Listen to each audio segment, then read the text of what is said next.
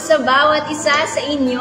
At another day, another mini vlog na naman po dito sa ating CC Publishing Incorporated. And I'm so excited na ipakilala sa inyo yung bagong guest ko. Kasi nung mga nakakaraan, meron tayong mga bagong mukha ng CC Publishing Incorporated ay pinakilala sa inyo sa ating mini vlog. Ngayon, meron din akong ipapakilala sa inyo.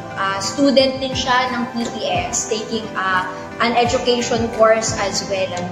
And I do believe, no, na naaalala niyo pa siya. And I hope you remember her kasi fresh na fresh yung ating nagawa or yung ating naging live from last week po. Siya lang naman po yung sumagot sa ating live audience that time dun sa ating tinanong about self-control. At wala nang patumpik-tumpik pa, ipapakilala ko na sa inyo si Ate Nika! Medyo mataas yung pitch na yun. Siya lang na-singers. Kumusta naman Ate Nika? Ayan. So magandang hapon sa ating mga viewers. Ayan. Okay lang naman ako, Teacher Terry. Ikaw, kumusta? Ayun, my God, guys, okay naman. Kahit siyempre medyo nakakapagod ang araw na ito. Kasi tayo ay nagtuturo. Pero sa biyaya ng Panginoon, siya yung nagsusustain ng lakas natin. And we are doing this for the glory of God. Alam mo ba, tawag na to, alalahanin lang din natin, speaking of the word remember, yung araw na to, ano bang date nito? Ngayon po ay September 11, 2024. Or yung tinatawag natin 9/11. So, kapag naalala natin yung date na yan, especially kapag tumatak na kasi yan sa mga tao yung 9/11 na yan kasi nagkaroon ng matinding trahedya sa Twin Tower o yun ang nangyari. So, nakakalungkot yung pangyayari ng isang bagay na kapag inalala mo sa history talagang ikaw ay malulungkot. But, then, yun ay nangyari at salamat sa biyaya ng Lord naka-recover din naman dito. And, may tatak din sa CBCE Publishing Incorporated ang 9/11. So, siguro sa atin, yung 9/11, no, sa history, nakakalungkot siya. Pero sa history ng CBCE Publishing Incorporated, ang 9/11 ay tumatak as anniversary ng platform natin sa social media, sa Facebook at saka sa YouTube. Praise the Lord! Parang kailan lang. Yes, parang kailan lang ang ating pagsisimulan. Pag-remember sa humble beginnings ng ating sa pagsisimula ng platform natin kasi ang CBCE matagal na to Pero yung pagpasok natin sa social media simula ng pandemic, thankful namin sa Lord, sa wisdom, sa guidance, sa direction niya sa CBCE, sa mga gagawin. Malayo na rin kahit papaano yung ating narating dito sa social media. At madami pa tayong magiging improvements pa at saka matututunan, no? In the long run. Kasi yung journey na to nagpapatuloy naman dahil ang purpose natin is i-reach out ang mga tao at ma-sharean sila ng word of God, ng gospel. And speaking of the word alala or remember, mga kapatid, yan po ang ating pag-uusapan sa hapon na ito with Ate Nika. So Ate Nika, what comes to your mind kapag sinabi natin remember? Ano yung definition mo?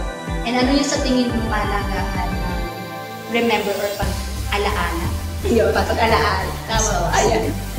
So sa akin po, yung remember kasi parang ang ganda ng word na yun. Pero hindi lahat is maganda yung nare-remember nila in life. Pero siguro sa akin, yung importance ng remember, it will help you to be motivated. Kasi naaalala mo na yung life mo before is ganito, sa kahit isang ka. So, parang naman-motivate ka na mag-strive pa, na work hard pa kasi gusto mo ng future na mas better doon sa before na na-experience mo. At the same time, importance ng remembering, na parang nababalikan mo yung mga memories together with your loved ones, together with your friends, na kung saan is naging big part ng life mo. And sometimes, remembering those people, those experiences helps you to grow. Yes. Hindi man lahat ng ma-remember natin is positive, pero it will help you. Kasi, di ba, kung meron tayong nare-remember na mga negative na nangyari sa buhay natin, at least na-take natin yun as a lesson. Yes. Na kung saan ngayon, ginagawa natin yung better natin, yung best natin, para magkaroon tayo ng mas okay kaysa dun sa dati. Yes. Ganun po. Kasi ikaw na yung better version of yourself ngayon sa present. So kapag nag-look back ka din, ay, yun pala yung nangyari. Yun pala yung naging proseso sa akin. Ganun pala yung dating Nika, no, na parang pasawan, makulit. Iba na parang andyan si Lord na binago ko ni Lord. Na kung saan yung perspective mo in life talagang nagbago, how you handle the situations even though it's hard. Sa buhay natin, hindi naman po mawawala yung hirap. That's part of our life. Pero, as I remember, na kung saan, ang nagbago sa akin, nagbago sa akin yung way ko, kung paano siya harapin, kung paano siya intindihin. Kasi, dati parang kapag nahirapan ako sa buhay, ang hirap ko, ayoko na, suko na ako. Parang, iba pa ganun. Okay. Pero ngayon, na-realize mo na, because of the Lord, because of the wisdom of the Lord na binibigay niya sa atin, is na, naintindihan natin na, ang hirap sa buhay is part talaga ng buhay kasi it will help you to be better, it will help you to grow na kung saan mahirap man pero know that God is there. Remember lang na nandiyan ang Lord para sa iyo. Hindi ka niya iiwan, hindi ka niya pagpapayan. So, yung dati na hirap ka or parang ang dali mong sumuko sa buhay, ngayon hindi na ganun, nagbago na. And yun yung nakikita ko as I remember my old self. Yes. And iba na sa noon, si Nika ngayon, pero still, ang dami pa rin pumubigay. Yes, amen. Napakaganda ng reflection ni Ate Nika. How she defines the word remember, at kung saan niya yun ginagamit yung pag-remember na yun, at the same time, ang kahalagahan. Ang nakikita ko rin kasi sa kahalagahan ng remember mga kapatid is that no matter yung ating mga naging situation from the past, no matter how hard or kung ano na yung challenges, testings na naranasan natin that time, ay makikita natin kahit yung mga hindi lang yung trials or testing or challenges na kinarap mo in the past, kundi even the good memories. Doon mo makikita yung kahalagahan na kapag yung binaliktanawan mo, kapag na-remember mo, makikita mo yung goodness ng Lord. Grabe yung goodness ng Lord. Makikita mo, ay wow, yun pala yung naging pangyayari, yun pala yung pinagdaanan ko. And looking back sa kung sino ka na ngayon, mapapasabi ka na ng Lord, thank you, salamat, napakabuti mo sa buhay ko, no? Kasi yung biyaya ng Lord, imagine, isip tayo, sa pamilya tayo, nandito tayo ngayon sa live, Grabe yung goodness ng Panginoon, Tapos, ayun nga, since alam natin yung kahalagahan nito, makikita rin natin dun sa word ng remember, may pros and cons din yan. So, yung nakikita nating pros, of course, may mga pangyayari sa life natin in the past, talagang natitreasure natin, chine-cherish natin, pinapahalagaan natin na looking back, parang ang sarap balik-balikan. Diba? May mga ganong memories kayo, with your friends, with your family, achievements, or mga bagay na talagang nagpasaya sa'yo. Memories bring back. Yes! Memories, no? Na talaga masasabi mo na, wow, ang sarap na mabalikan ng pangyayari ngayon. And meron din naman tayo part sa buhay natin in the past, na ito yung encouragement ko sa bawat isa, na huwag tayong mag-dwell on the things na sa past natin na nagkaroon ng negative impact sa atin. Or yung parang sitwasyon sa buhay natin kung saan kapag ginamit natin yung remembering doon, instead na parang mag-good vibes ka sa araw na yun dahil nga nire-remember mo, hindi natin let's be real. May mga sitwasyon sa buhay natin, nagkakaroon tayo ng conflict with other people, no? May pangyayari na or sitwasyon sa buhay natin na parang, alam mo yun, sinubukan yung pasyensya mo, di kaya yung iyong temper, And then, may mga ganong pagkakataon na kung kailan ginamit mo yung remembering yun, dun ka nadala sa pag-alaala mo dun. Ang nangyayari, nagigising Yung parang tapos na yun. Oo, Natutulog na rin. Parang tapos na yun eh. You ended that. Tapos na na-reconcile na by God's grace, praise the Lord. Nagkaroon ng forgiveness. Pero kasi minsan, pasaway tayo. May mga times na inaalala natin. Tapos ang nangyayari, bumabalik sa mga diba? Which is hindi maganda. Hindi natin dapat gamitin doon yung pag-remember. And if nafe-feel mo na yun, if nakikita mo na yun sa sarili mo, na kapag inaalala mo yung bagay na yun, nakakapag-bring back ng sama ng loob sa'yo, na alam mo na patawag ng tao, tigilan mo na.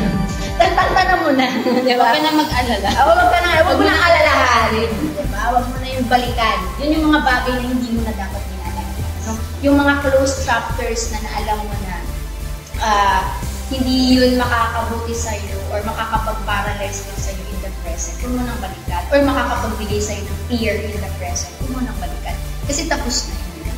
Merong mga sensitive topics like bagay na nagdulot sa kanila ng fear ng traumas at may mga bagay na tingnan natin yung situation natin ngayon na though we do not invalidate yung fear kasi iba naman kasi talaga humarap ka sa ganung sitwasyon, di ba? Hindi natin yan ini-invalidate. But siguro as an encouragement para hindi ka magpatuloy doon sa fear na meron ka is to move forward kaysa balikan yung bagay na yun. We cannot do anything na kapag tapos na Sa past natin, we can't do anything. Pero in our future and in our present time, meron pa tayong magagawa. Yes. And don't let your past affects your present and your future. Yes, exactly. So, mayroong mga bagay po mga kapatid na ginagamit natin ang pagre-remember para i-cherish yung mga memories na talaga nagbigay ng impact sa atin, ng lesson sa atin. At may mga bagay na hindi na po natin dapat makalalahanin kasi baka ito ay makapag-hinder sa atin na gawin kung ano yung dapat natin gawin sa present at kung ano pa yung kung paano tayo makapag-move forward. Ate Nika, anything you want to say as an encouragement to all of us about the word remember? Siguro, as a challenge dun sa kapwa ko kabataan na kung saan ngayon is siguro not yet, hindi pa nakakapag-build ng relationship sa Lord or hindi pa nakakakilala sa Lord. Siguro yung sa Ecclesiastes 12:1, ayun yung medyo tumatak sa akin. Kasi nung first time na nagkaroon kami ng devotion with our youth coordinator, ayun yung una niyang shinare sa amin, which is yung remember your Creator in the days of your youth. Kasi diba, marami po kasi naging testimony ng mga leaders before na mga nakilala ko, kung saan nakilala nila si Lord late na parang ang tanda na nila, yung parang hindi na nila mabigay yung the best, yung all-out effort nila. Kasi nga, syempre, mahina na, may mga responsibilities na in life. So, siguro sa mga kabataan ngayon, yun yung ko na alalahanin natin ng Lord in the days of our youth. Kasi, He is our Creator, no? Na kung saan, mas maganda na bata pa lang tayo, nagkakaroon na tayo ng relationship sa Lord, na kung saan hindi nasasayang yung kabataan natin. Mas masarap po mas na-enjoy yung kabataan natin kapag kasama din natin yung ibang mga kapatiran sa Panginoon, ganyan. So, yun yung akin po as dun sa word na rin. Yes. At pagdating ng panahon, kapag tayo umidad na. Umidad na? Diba? Kapag tayo umidad na, no? Napakasarap alagahan yung mga ginawa ng Panginoon sa buhay natin. Yung grace niya, yung kabutihan sa buhay natin, lalo na sa pag-alaala natin. Always, ng kanyang biyaya sa buhay natin, ng kanyang salvation, sa kanyang saving grace. Sa akin naman, sa pag-remember, ayan, remember, you shall remember the Lord your God. Sa Deuteronomy 8:17, you shall remember the Lord your God. Siya kasi yung nagbibigay ng lahat ng bagay, no? Siya yung nagbibigay lakas sa atin, siya yung nagpo-provide sa atin, siya yung nagbe-bless sa atin. And sadly, no, may mga instances kasi sa buhay natin na sometimes we're tayo pre-pray, no, Lord, gusto ko ng ganito, gusto ko ng ganyan. Tapos, niloob ng Panginoon na ibigay sa atin. Minsan, gusto natin na mag-prosper, and He blessed us with that. And nung dumating na tayo sa point na nakuha, or meron na nasa atin na, o pinag-pray natin, tapos, hindi kaya, umasenso tayo sa buhay, yung mga ganyan, nakakalimutan na natin. And that's that is happening. At yun ang reality. Sad reality na nakakalimutan na natin, nagiging idol na nga natin di ba? Tapos, may mga instances na akala mo kaya mo kasi may strength ka no? Yung health mo, no? Kumbaga, alam mo, lakas-lakas mo yun, di ba? Nagagawa mo yung gusto mo. Na, kumbaga, physically speaking, active ka, nagagawa mo siya, di ba? Nakakalimutan natin. Sino ba yung nagbibigay? Sino ba nagbigay mo? Sino ba nagpapala sa atin? Walang iba kundi ang Diyos. So, patuloy natin siyang alalahanin. Higit sa lahat, sa araw-araw, alalahanin natin yung saving grace ng Panginoon sa buhay natin. No? Sa mga panahon na parang nagdadaan tayo sa rough road. Kasi minsan may ganun din tayong moments. Kaloka, no? Kapag nandun na tayo sa rough roads, kapag nandun na tayo sa testing, nandun na tayo sa trials natin, minsan ang bilis natin mag-give up. Minsan parang pagod na ako, yung gano'n. Pinakalimutan mo, may Diyos. Kasama natin siya, sabi nga natin ni kanina, no? And nasa Bible yun, He will never leave us nor forsake us. Kaya bakit tayo magpapakalugmok doon sa ating kinakaharap? Kung pwede naman tayong lumapit sa Kanya. Nandiyan naman siya, alalahanin natin siya, no? As Christians, alam natin na may masusunod tayo. Siya yung refuge, yung strength natin. And sa mga times naman na tayo ay, kasi may tendency tayo mag-stumble, no? Instead of withdrawing, instead na lumayo sa Panginoon, alalahanin natin, there's no safer place than in Jesus Christ. Lumapit tayo sa Kanya. Humingi tayo ng tawad sa ating mga nagagawang pagkakasala, no? Ang Panginoon nandyan, na lagi para sa atin. Minsan kasi nalilimutan natin siya, Ate Telly, no? Na kung saan, mas parang kapag may problema tayo, mas tumatakbo tayo sa kaibigan. Tama. Nalilimutan natin kung sino ba talaga yung dapat natin takbuhan. Parang nagiging siya si Lord nagiging last choice natin, which is siya naman talaga yung only choice natin. Only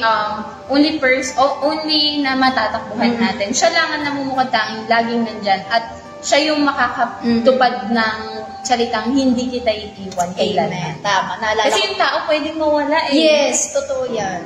At saka tawag nito, nakakalungkot lang kasi parang, eto nga yung natutunan ko kapag may problema ka, wala kang unang dapat lapitan kundi ang Panginoong Diyos. Now, we have our families, we have our friends, ginagamit silang instrumento ng Lord to give us comfort, to give us advice, and so on, no? Lord, diba? So, alalahanin natin na nandyan ang Lord. So, ano ang dapat natin gawin? Isik natin siya, mag-pray tayo. At sana yung pag-seek natin sa Kanya, hindi lang dahil sa nahihirapan tayo, may problema tayo, kundi sa araw-araw, alalahanin natin ang Panginoon Diyos. Magkaroon tayo ng oras sa Kanya.